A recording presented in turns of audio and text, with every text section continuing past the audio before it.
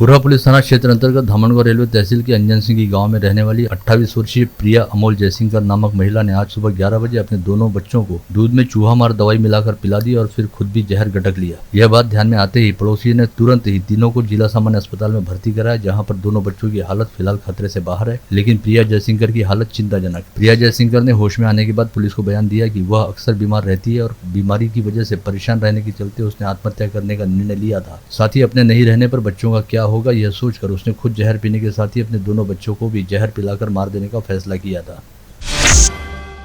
Supreme court द्वारा राज्य की शिंदे फडणवीस सरकार को बड़ी राहत दिए जाने के चलते राज्य की शिंदे फडणवीस सरकार पर रहने वाला खतरा टल गया है और शिंदे गुट को काफी बड़ी राहत भी मिली है। ऐसे में शिंदे गुट वाली शिवसेना के पदाधिकारियों और शिव सैनिकों ने सुप्रीम कोर्ट के फैसले को लेकर स्थानीय इरविन चौराहे पर जमकर जुलूस मनाया और कोर्ट के फैसले को लोकतंत्र व संविधान की जीत बताया। शिंदे गुट वाली शिवसेना के जिला प्रमुख अरुण पडोले व महानगर प्रमुख संतोष बद्रे की अगुवाई में किए गए इस जुलूस में पार्टी के अनेकों पदाधिकारियों और शिव सैनिकों ने हिस्सा लिया।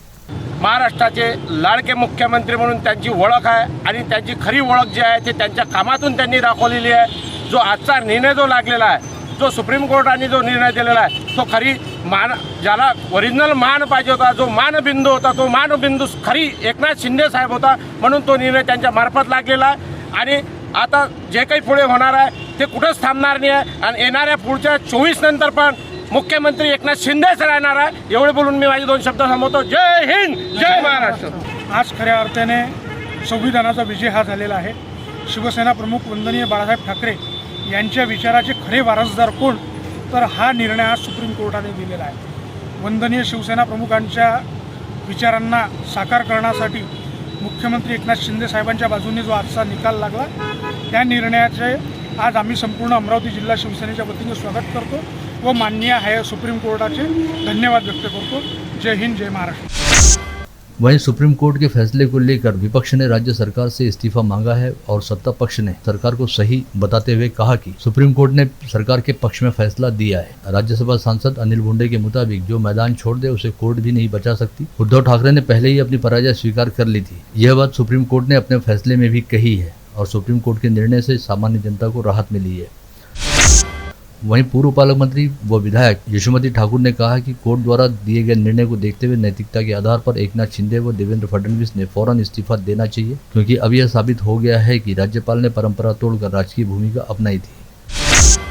इसके साथ ही कांग्रेस के जिलाध्यक्ष बबलू देशमुख ने कोर्ट के फैसले पर कहा कि सत्ता के बल पर राज्यपाल को अपने पक्ष में लेकर अनैतिक सत्ता स्थापित होने की बात अदालत में सिद्ध हो गई और सत्ता के लिए कोई कितना नीचे गिर सकता है, यह इस बात का ज्वलंत उदाहरण है।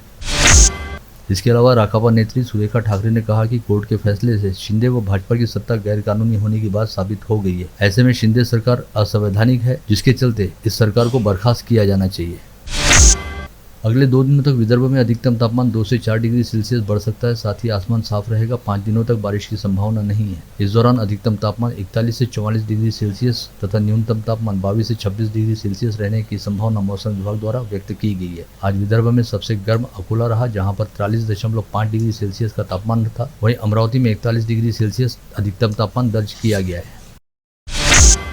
अकोला के महसपुर में विगत 5 दिन से चल रही श्री स्वामी समर्थ शिव महापुराण कथा के अंतिम दिन शिव कथा का समापन करते हुए कथा प्रवक्ता प्रदीप मिश्रा सीहोर वाले द्वारा शिव भक्ति व भगवत भक्ति को बढ़ाने का आह्वान किया गया, ताकि सत्य व शाश्वत सनातन धर्म की चेतना को दोबारा जागरूक व पुनर्स्थापित किया जा सके। साथ ही उन्होंने एक बार फिर सेवा भाव के महत्व को रेखांकित करते हुए कहा कि जो व्यक्ति अपने गुरुजनों व माता पिता की निस्वार्थ भाव से सेवा करता है, उसे भगवान भोलेनाथ का हर कदम पर साथ मिलता है और उसके सेवा कार्यों को पुण्य कर्म भी माना जाता है। इसके अलावा भगवान शिव को गंजेड़ी व नशेड़ी बताए जाने वाले प्रचार को गलत बताते हुए पंडित प्रदीप मिश्रा ने कहा कि हकीकत में भगवान भोलेनाथ अपने भाविक भक्तों के जीवन में रहने वाले विष व विषैले तत्वों व विकारों को ग्रहण करते हैं। ऐसे में गलत व मिथ्या प्रचार की ओर ध्यान नहीं दिया जाना चाहिए। आगामी बारिश के सीजन को देखते हुए मनपा प्रशासन द्वारा युद्ध स्तर पर मानसून पूर्व कार्य किए जा रहे हैं, जिसके तहत बारिश के मौसम दौरान शहर के पूर्वी छोर पर स्थित बडाली तालाब में जमा गाद को निकालने का काम किया जा रहा है, ताकि तालाब को और अधिक गहरा किया जा सके और यहाँ पर बारिश के मौसम दौरान अच्छा खासा जल संचय हो सके। भारत सरकार के उद्यम Indian railway catering and tourism corporation द्वारा विदर्भ के लोगों हेतु दक्षिण भारत शोभा यात्रा का आयोजन आगामी 25 मई से 1 जून के दौरान किए जाने की जानकारी आज यहां बुलाई गई पत्रवार्ता में IRCTC के अधिकारियों द्वारा दी गई।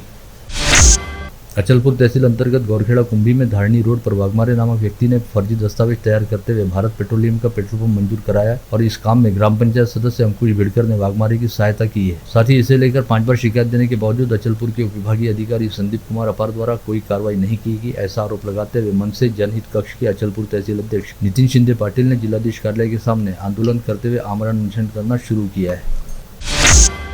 समाजवादी पार्टी की शहर शाखा द्वारा सार्वजनिक लोक निर्माण विभाग के मुख्य अभियंता को ज्ञापन सौंपते बताया गया कि नवसारी चौक से चांगापुर फाटे तक जाने वाली सड़क पर जगह जगह गड्ढे हो चुके हैं और नवसारी चौक व आर्चिड स्कूल के सामने बने स्पीड ब्रेकर की वजह से आए दिन सड़क हादसे हो रहे हैं। ऐसे में तुरंत सड़क का डामरीकरण किया जाए और स्पीड ब्रेकर पर जेब्रा पट्टे लगाते हुए सूचना फलक लगाए जाएं।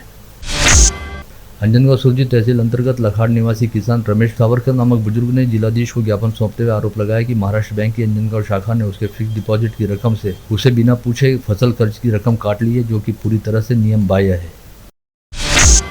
शहर के डेबूजी नगर सहित 5 रिहायशी इलाकों में रिहायशी अतिक्रमण को कायम कर वहां के सभी नागरिकों को 7/12 उतारा उनके नाम से करके तत्काल दिए जाए, ऐसी मांग को लेकर संविधान आर्मी सहित 10 संगठनों ने निर्धार इंसाफ अर्धनग्न लॉन्ग मार्च आंदोलन किया।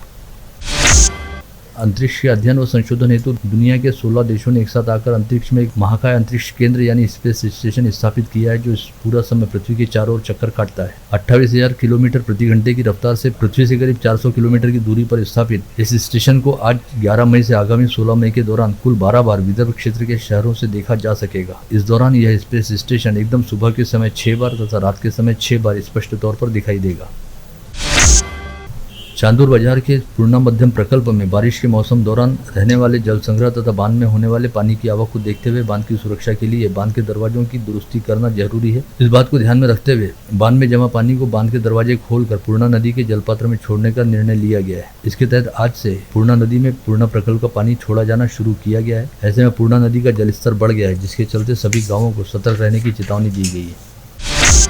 चांदूर बाजार कृषि उपज मंडी के नवनिर्वाचित संचालकों की पहली विशेष बैठक आगामी 18 मई को होगी। इस बैठक में सेवा सोसाइटी व ग्राम पंचायत निर्वाचन क्षेत्र से चुनकर आए संचालकों में से सभापति व उपसभापति का चयन किया जाएगा। चूंकि चांदूर बाजार कृषि उपज मंडी में विधायक बच्चू कडू के पैनल से सभी 18 संचालक निर्वाचित हुए हैं, ऐसे में इन दोनों पदों के लिए निर्विरोध निर्वाचन होने की संभावना अभी से तय दिखाई दे रही है।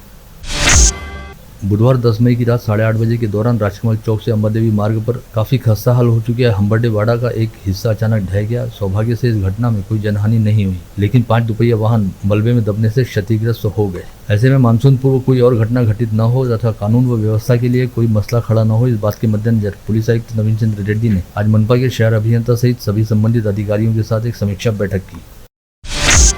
गत रोज बडनेरा पुलिस थानांतर्गत वडूरा गांव के नाले से संजना वानखेड़े नामक 19 वर्षीय युवती की रक्तरंजित लाश मिली थी। साथ ही लाश के पास सोहम ढाले नामक युवक घायल अवस्था में मिला था, जिसे इलाज के लिए अस्पताल में भर्ती कराया गया। कल रात ही बडनेरा पुलिस ने निजी अस्पताल में इलाज करा रहे सोहम ढाले का बयान दर्ज करने के साथ उससे पूछताछ की और इस पूछताछ में सोहम ढाले ने अपना जुर्म कबूल करते हुए स्वीकार किया कि उसने ही संजना वानखेड़े पर पेपर कटर से कई घाव मारे थे, जिसकी वजह से संजना वानखेड़े की मौत हुई और इसके बाद खुद के पकड़े जाने के डर की वजह से उसने अपने आप को भी कटर से घाव मारते हुए घायल किया था। वहीं इस बीच आज दोपहर 2 बजे के आसपास संजना वानखेड़े के शव का जिला शवागार में योगेश गावंडे तथा गायनेकोलॉजिस्ट कालवांडे की टीम द्वारा पोस्टमार्टम किया गया और पोस्टमार्टम के बाद संजना का शव वानखेड़े परिवार के सुपुर्द किया गया। वानखेड़े परिवार शव को अपने साथ अंतिम संस्कार हेतु परतवाड़ा लेकर रवाना हुआ। परतवाड़ा पुलिस थाना अंतर्गत कांडली गांव में विगत रविवार की रात को चोरों ने दिन दहाड़े 3 घरों को निशाना बनाते हुए सोने व चांदी के आभूषण सहित लाखों रुपए की नगद रकम पर हाथ साफ किया। सबसे खास बात यह रही कि कांडली परिसर के विष्णुनगर में रहने वाले शेखोकार परिवार के सदस्य महज 10 से 15 मिनट के लिए घर से बाहर गए थे और इतनी ही देर में अज्ञात चोरों ने घर के भीतर कड़ी कोंडा तोड़कर प्रवेश करते हुए 18 ग्राम चांदी, 54 ग्राम सोने सहित 16,500 रुपए की नगद रकम चुरा ली। साथ ही इसी परिसर में रहने वाले प्रवीण कलस्कर और द्वारका नगर में रहने वाले विजय कारणकर के घर में भी इसी दौरान चोरी हुई।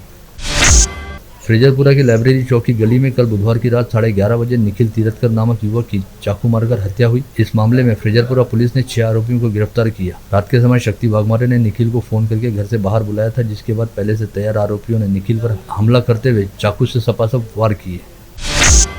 मंगरूल दसगिर पुलिस के दल को पेट्रोलिंग करते समय नागपुर औरंगाबाद महामार्ग पर अमरावती वर्धा सीमा पर संदेहास्पद तरीके से घूमती हुई कार दिखाई दी। ऐसे में पुलिस ने पीछा करते हुए कार को रुकवाया और तलाशी लेने पर कार में से देशी शराब का जखीरा बरामद किया। परतवाड़ा धारनी मार्ग पर संजीवनी ढाबे के पास ट्रक की 2 व्हीलर को जोरदार धड़क लगने से खनवाड़ी निवासी कृष्णा शनिवार गंभीर जख्मी हो गए। एक महिला की घटनास्थल पर ही मौत हो गई। मूर्तियापुर दरियापुर मार्ग पर पनोरा फाटे के पास तेज गति से आ रही कार ने मोटरसाइकिल को सामने से जोरदार टक्कर मारी। इस हादसे में यश नवघरे नामक बाइक चालक की मौके पर ही मौत हो गई। यह हादसा मंगलवार की देर रात घटित हुआ था। अंजनगांव सुरजी तहसील के तुरखेड़ में सोमवार की दोपहर अमोल खुल्ले की खेत की झोपड़ी में अचानक आग लगी, जिसमें खेत की सामग्री सहित करीब 1.5 लाख रुपए मूल्य का 100 क्विंटल प्याज जलकर खाक हो गया। फ्रिजरपुरा पुलिस थाना क्षेत्र के मासूद गांव में हुई हत्या के मामले में पुलिस ने एक नाबालिग सहित 7 लोगों के खिलाफ हत्या का अपराध दर्ज करते हुए 5 आरोपियों को गिरफ्तार कर अदालत में पेश किया, जहां से अदालत ने सभी आरोपियों को शनिवार 13 मई तक पुलिस कस्टडी में रखने के आदेश दिए हैं। चंद्रकांत खंडारे की हत्या के मामले में प्रीतम वाकुड़े नामक आरोपी की अभी तलाश जारी है। एक ही गांव में रहने वाले युवक ने युवती को साथ में ले आकर उसकी नौकरी लगाई और दोनों साथ में रहने लगे। इस बात की भनक लगते ही युवती के पिता तुरंत युवक के पास पहुंचे और उससे विवाद करने लगे। तब युवक के पिता बीच बचाव करने पहुंचे तो युवक युवती के पिता आपस में भिड़ गए और एक दूसरे के साथ जमकर मारपीट की। यह घटना वरुड के जामठी गणेशपुर गाँव में बुधवार की सुबह घटित हुई। बेटी का विवाह जोड़ने के लिए पूना से अकोला की ओर जा रहे एक परिवार की कार समृद्धि महामार्ग पर तड़के बीबी गांव के पास दुर्घटनाग्रस्त हुई, जिसके कारण एक व्यक्ति की मौत हो गई। वहीं परिवार के 4 सदस्य गंभीर रूप से घायल हुए। मृतक व्यक्ति की शिनाख्त यवतमाल के नेर निवासी मिलिंद शिंदे के तौर पर हुई है। बडनेरा पुलिस थानांतर्गत निम्भुरा लाहे परिसर से महावितरण कंपनी की लाखों रुपए की सामग्री अज्ञात चोरों ने चुरा ली। अंजनगांव बारी केंद्र के अभियंता दर्शन गबने की शिकायत पर बडनेरा पुलिस ने भारतीय विद्युत कानून की धारा 136 के तहत अपराध दर्ज किया है। वहीं डीपी फूटने से क्षेत्र में बत्ती गुल है। नागपुर से नांदेड़ की ओर जाने वाली निजी बस को आज तड़के 4 से 5 बजे के बीच अचानक आग लग गई। यात्रियों को आग लगने की बात समझ में आते ही बस को सड़क किनारे खड़ी किया गया, जिसके बाद सभी यात्री बस से नीचे उतर गए। ऐसे में जीवित हानि टल गई। दरियापुर के सराफा व्यवसायी से सोना खरीदने के बाद दिया गया चेक विड्रॉल न होते हुए अनादर हुआ। इस मामले में दरियापुर की प्रथम श्रेणी न्याय दंडाधिकारी की अदालत ने डॉक्टर इकबाल खान को दोषी करार देते हुए 1 वर्ष की कारावास की सजा सुनाई। आप देख रहे थे मंडल न्यूज बुलेटिन। हमारे चैनल को लाइक करें, शेयर करें और हाँ, सब्सक्राइब करना ना भूलें। कल होगी आपसे फिर मुलाकात, तब तक के लिए धन्यवाद।